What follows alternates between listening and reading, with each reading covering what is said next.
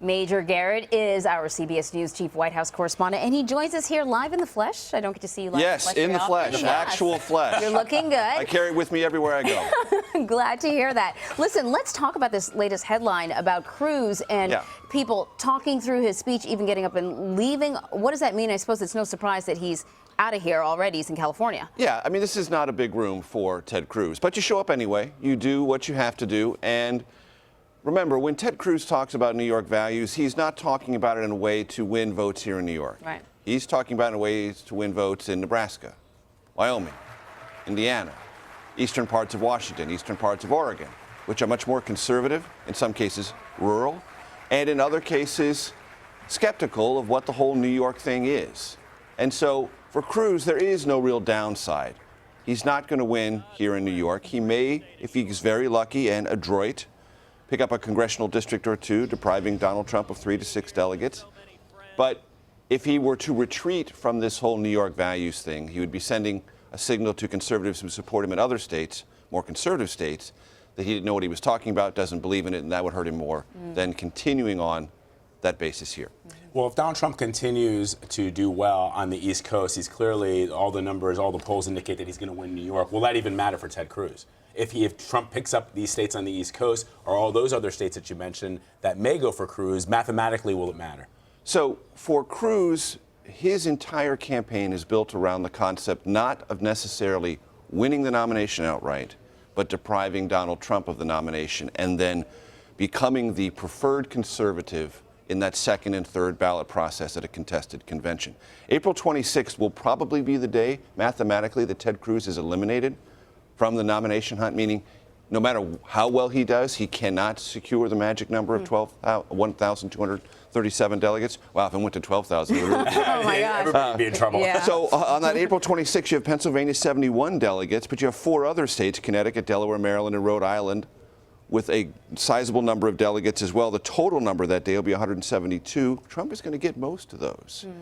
And so for Cruz, he will then have to shift and say, all right, the math isn't working for me. But remember, this is a long process. The contested convention is really going to be my ballpark.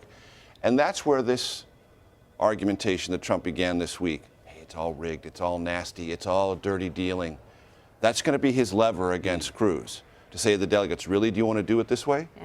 And try to create this popular revulsion on the floor of that convention to disallow Cruz from winning on that second or third ballot. Let's look ahead to November. We've got a new CBS News poll out. It shows that neither Trump nor Cruz could beat Hillary Clinton or Bernie Sanders in a federal election. John Kasich's got a little 6-point lead over Hillary Clinton. What does that say about just the state of the GOP race? That the 2 best-known Republicans don't beat Hillary. And the least well-known, John Kasich, might. Now, the one thing that Kasich's camp argues is, hey, we're always going to beat Hillary. Not necessarily true. You're the least scrutinized of the 3 Republicans, okay?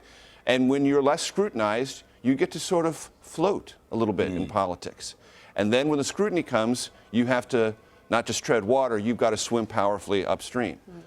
Kasich hasn't had to do that. Kasich does live in this interesting world where he's not as scrutinized and not as criticized, which allows him to basically carry on his own message without any complications whatsoever. Right, I'm so positive. Yeah.